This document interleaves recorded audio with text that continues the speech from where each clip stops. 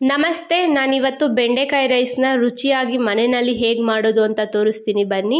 ಮೊದಲಿಗೆ ಅರ್ಧ KG ಬೆಂಡೆಕಾಯಿನ wash ಮಾಡಿಕೊಂಡು ಸಣ್ಣದಾಗಿ ಕಟ್ ಮಾಡಿ ರೆಡಿ ಮಾಡಿ ಇಟ್ಕೊಳ್ಳಿ. ನಂತರ ಬಾಣಲಿಗೆ 2 ಸ್ಪೂನ್ ಎಣ್ಣೆ ಹಾಕಿ ಬೆಂಡೆಕಾಯಿನ ಹಾಕಿ ಒಂದು 5 ರಿಂದ 6 ನಿಮಿಷ ಚೆನ್ನಾಗಿ ಫ್ರೈ ಮಾಡ್ಕೊಳ್ಳಿ. ಅದು ಗೋಲ್ಡನ್ ಕಲರ್ ಆಗಬೇಕು, ಅಲ್ಲಿವರೆಗೂ ಫ್ರೈ ಮಾಡ್ಕೊಳ್ಳಿ. ಈ ಬೆಂಡೆಕಾಯಿನ ತಿನ್ನೋದ್ರಿಂದ ನಮ್ಮ ಆರೋಗ್ಯಕ್ಕೆ ಏನೆಲ್ಲ ಒಳ್ಳೆಯದು ಅಂತ ಹೇಳ್ತೀನಿ ನೋಡಿ. ಮೊದಲು ಕಣ್ಣಿಗೆ ಮತ್ತು ಕೂದಲಿಗೆ ಮತ್ತು ಹಾರ್ಟ್ಗೆ ತುಂಬಾ ಒಳ್ಳೆಯದು. ಇದರಿಂದ ನಮ್ಮ ಹೆಲ್ತು ಚೆನ್ನಾಗಾಗುತ್ತೆ. ಎಕ್ಸ್ಪೆಷಲಿ ಪ್ರೆಗ್ನೆನ್ಸಿ ವುಮೆನ್ಸ್ ಯಾರು ಇರ್ತಾರೆ ಅವ್ರು ಕೂಡ ಇದನ್ನು ತಿಂದರೆ ಮಗುವಿನ ಬೆಳವಣಿಗೆ ತುಂಬಾ ಚೆನ್ನಾಗಾಗುತ್ತೆ. ಇವಾಗ 4-5 ನಿಮಿಷ ಉತ್ಕೊಂಡಿದ್ದೀನಿ ನೋಡಿ. ಸ್ವಲ್ಪ ಗೋಲ್ಡನ್ ಕಲರ್ ಆಗಿದೆ, ಯಾಕಂದರೆ ಇದು ಎಳೆ ಬೆಂಡೆಕಾಯಿ ಇರೋದ್ರಿಂದ ಬೇಗನೆ ಬೆಂದೋಗ್ಬಿಡುತ್ತೆ. ನಂತರ ಬೆಂಡೆಕಾಯಿ ರೈಸ್ಗೆ ಏನೇನು ಇಂಗ್ರೀಡಿಯೆಂಟ್ ಬೇಕು ನೋಡೋಣ ಬನ್ನಿ.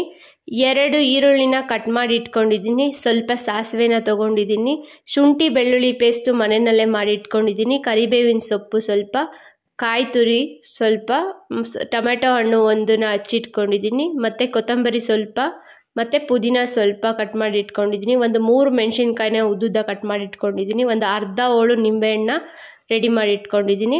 ನಂತರ ಆಲ್ರೆಡಿ ಅನ್ನನ ಕುಕ್ಕರ್ನಲ್ಲಿ ಕೂಗಿಸಿ ರೆಡಿ ಮಾಡಿ ಇಟ್ಕೊಂಡಿದ್ದೀನಿ. ಇವಾಗ ಹೇಗೆ ಮಾಡೋದು ನೋಡೋಣ ಬನ್ನಿ. ಎಣ್ಣೆಗೆ 1-2 ಸ್ಪೂನ್ ತುಪ್ಪವನ್ನು ಹಾಕಿದ್ದೀನಿ.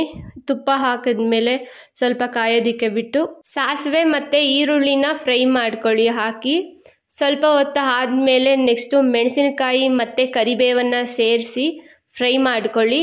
ಶುಂಠಿ ಬೆಳ್ಳುಳ್ಳಿ ಪೇಸ್ಟ್ನು ಕೂಡ ಹಾಕಿ ಫ್ರೈ ಮಾಡ್ಕೊಳ್ಳಿ. 1 ನಿಮಿಷ ಫ್ರೈ ಮಾಡ್ಕೊಳ್ಳಿ. ನಂತರ ಇದಕ್ಕೆ ಟೊಮೆಟೊವನ್ನು ಸೇರಿಸಿ ಆದಮೇಲೆ ಫ್ರೈ ಮಾಡ್ಕೊಳ್ಳಿ ಚೆನ್ನಾಗಿ. ಈರುಳ್ಳಿ ಮತ್ತು ಟೊಮೆಟೊ 2 ಸಾಫ್ಟಾಗಿ ಚೆನ್ನಾಗಿ ಬೇಯಬೇಕು. 1-2 ನಿಮಿಷ ಚೆನ್ನಾಗಿ ಫ್ರೈ ಮಾಡ್ಕೊಳ್ಳಿ. ಟೊಮೆಟೊ ಮತ್ತು ಈರುಳ್ಳಿ 2 ಬೆಂದೋಗ್ಬಿಡುತ್ತೆ ನೋಡಿ. ಇವಾಗ 2 ಸಾಫ್ಟಾಗಿ ಚೆನ್ನಾಗಿ ಬೆಂದಿದೆ. ನಂತರ ಇದಕ್ಕೆ ಬೆಂಡೆಕಾಯನ್ನು ಸೇರಿಸಿ ಜಸ್ಟ್ ಮಿಕ್ಸ್ ಮಾಡ್ಕೊಳ್ಳಿ. ಯಾಕಂದರೆ ಆಲ್ರೆಡಿ ಬೆಂಡೆಕಾಯಿನ ನಾವು 1-5 ನಿಮಿಷ ಹುರ್ಕೊಂಡಿದ್ದೀವಿ ಚೆನ್ನಾಗಿ. ಇವಾಗ ಬೇಯಿಸೋ ಅಗತ್ಯ ಇಲ್ಲ. ಜಸ್ಟ್ ಮಿಕ್ಸ್ ಮಾಡ್ಕೊಂಬಿಟ್ಟು ಇದಕ್ಕೆ ರುಚಿಗೆ ತಕ್ಕಷ್ಟು ಉಪ್ಪನ್ನು ನಾವು ಸೇರಿಸ್ಬೇಕು. ಇವಾಗ ಸಣ್ಣ ಉಪ್ಪನ್ನು ಸೇರಿಸ್ತಾ ಇದ್ದೀನಿ. ರುಚಿಗೆ ಎಷ್ಟು ಬೇಕೋ ಅಷ್ಟು ಉಪ್ಪನ್ನು ಹಾಕ್ಕೊಂಡು ಮಿಕ್ಸ್ ಮಾಡ್ಕೊಳ್ಳಿ. ನಂತರ ಇದಕ್ಕೆ ಪುದೀನ ಸೊಪ್ಪು ಮತ್ತು ಕೊತ್ತಂಬರಿ ಸೊಪ್ಪನ್ನು ಆ್ಯಡ್ ಮಾಡಿ ಚೆನ್ನಾಗಿ ಫ್ರೈ ಮಾಡ್ಕೊಳ್ಳಿ. 1 ನಿಮಿಷ ಚೆನ್ನಾಗಿ ಫ್ರೈ ಆದಮೇಲೆ ಚಿಲ್ಲಿ ಪೌಡರ್ನ ಖಾರಕ್ಕೆ ತಕ್ಕಷ್ಟು ನೀವು ಹಾಕೊಬೋದು. ನಾನಿಲ್ಲಿ ಸ್ವಲ್ಪ ಚಿಲ್ಲಿ ಪೌಡರ್ನ ಹಾಕ್ಕೊಂಡಿದ್ದೀನಿ, ಮತ್ತು ಸ್ವಲ್ಪ ಧನಿಯಾ ಪೌಡರ್ನ ಆ್ಯಡ್ ಮಾಡ್ಕೊತಾ ಇದ್ದೀನಿ, ಮತ್ತು ಸ್ವಲ್ಪ ಗರಂ ಮಸಾಲೆನೂ ಕೂಡ ಆ್ಯಡ್ ಮಾಡ್ಕೊತಾ ಇದ್ದೀನಿ. ಈ 3 ಆ್ಯಡ್ ಮಾಡೋದ್ರಿಂದ ಸ್ವಲ್ಪ ರುಚಿ ಚೆನ್ನಾಗಿರುತ್ತೆ, ಖಾರವಾಗಿ ಟೇಸ್ಟಿಯಾಗಿ ಬೆಂಡೆಕಾಯಿ ರೈಸ್ ಆಗುತ್ತೆ. ಮತ್ತು ಇವಾಗ ನಾನು ರೆಡಿ ಮಾಡಿ ಇಟ್ಕೊಂಡಿರ್ತಕ್ಕಂಥ ರೈಸ್ನ ಕೂಡ ಇವಾಗ ಹಾಕ್ತಾ ಇದ್ದೀನಿ. ನಾನು ಇವಾಗ ಒಂದು ಅರ್ಧ ಕೆಜಿ ಅಕ್ಕಿನ ಹಾಕಿ ರೈಸ್ನ ರೆಡಿ ಮಾಡ್ಕೊಂಡಿದ್ದೀನಿ. ಈ ಕ್ವಾಂಟಿಟಿಗೆ ಇಷ್ಟು ಬೆಂಡೆಕಾಯಿ ಕೂಡ ಸಾಕು. ನೀವು ಹೆಚ್ಚಿದಾಗ ಮಾಡ್ಕೊಬೇಕು, ಇನ್ನೊಂದು ಸ್ವಲ್ಪ ಕ್ವಾಂಟಿಟಿ ಜಾಸ್ತಿ ಮಾಡ್ಕೋಬೇಕಂದ್ರೆ ಬೆಂಡೆಕಾಯಿ ಟೊಮೆಟೊನ ಜಾಸ್ತಿ ಹಾಕಿ ಮತ್ತು ಅನ್ನನ ಜಾಸ್ತಿ ಮಾಡಿಕೊಂಡು ಹಾಕ್ಬೋದು. ನಾನು ಇವಾಗ ಕಲಿಸ್ಕೊತಾ ಇದ್ದೀನಿ ರೈಸ್ನ. ಕಲಿಸ್ಕೊಂಡು ಚೆನ್ನಾಗಿ ಮಿಕ್ಸ್ ಮಾಡ್ಕೊಳ್ಳಿ. ನಾನಿಲ್ಲಿ ಒಂದು ಅರಿಶಿನವನ್ನು ಆ್ಯಡ್ ಮಾಡೋದನ್ನ ಮರ್ತಿದ್ದೆ. ಈ ರೈಸ್ ಜೊತೆಗೇ ಅರಿಶಿನವನ್ನು ಹಾಕಿ ಮಿಕ್ಸ್ ಮಾಡ್ಕೊತಾ ಇದ್ದೀನಿ. ಅರಿಶಿನ ಹಾಕೋದ್ರೆ ತುಂಬ ಒಳ್ಳೆಯದು ಆರೋಗ್ಯಕ್ಕೆ. ಸೊ ಅರಿಶಿನವನ್ನು ಸೇರಿಸಿ ಇವಾಗ ಒಂದು ರುಚಿಕರವಾದಂತಹ ಬೆಂಡೆಕಾಯಿ ರೈಸ್ ರೆಡಿ ಆಗುತ್ತೆ. ಇದನ್ನು ತಿಂಡಿಗೆ ಮತ್ತು ಮಧ್ಯಾಹ್ನ ಲಂಚ್ ಬಾಕ್ಸ್ಗೆ ಕೂಡ ತಗೊಂಡೋಗ್ಬೋದು. ಇವಾಗ ಮಿಕ್ಸ್ ಚೆನ್ನಾಗಿ ಮಾಡ್ಕೊಂಡಿದ್ದೀನಿ. ನಂತರ ಇದಕ್ಕೆ ತೆಂಗಿನಕಾಯಿ ತುರಿನ ಆ್ಯಡ್ ಮಾಡಿ ಮತ್ತು ಅರ್ಧ ಹೋಳು ನಿಂಬೆಹಣ್ಣು ಕೂಡ ಈಗಲೇ ಹಿಂಡಬೇಕು.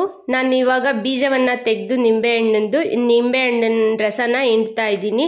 ಈ ನಿಂಬೆಹಣ್ಣು ರಸ ಹಿಂಡೋದ್ರಿಂದ ಕೂಡ ನಮಗೆ ವಿಟಮಿನ್ ಸಿ ಸಿಗುತ್ತೆ.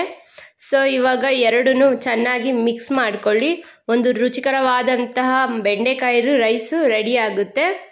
ಮಾರ್ನಿಂಗ್ ಇದೊಂದು ಹೆಲ್ದಿ ಬ್ರೇಕ್ಫಾಸ್ಟ್ ಅಂತಲೇ ಹೇಳ್ಬೋದು. ಲಂಚ್ ಬಾಕ್ಸ್ಗಾಗಲಿ ಮಾರ್ನಿಂಗ್ ಬ್ರೇಕ್ಫಾಸ್ಟ್ಗೆ ಆಗಲಿ ನೀವು ತಗೊಂಡೋಗ್ಬೋದು.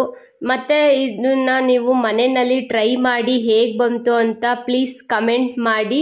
ನನ್ನ ಮುಂದಿನ ವಿಡಿಯೋ ಮಾಡೋದಕ್ಕೆ ಹೆಲ್ಪ್ ಆಗುತ್ತೆ. ಇವಾಗ ಸರ್ವ್ ಮಾಡ್ಕೊತಾ ಇದ್ದೀನಿ ನೋಡಿ.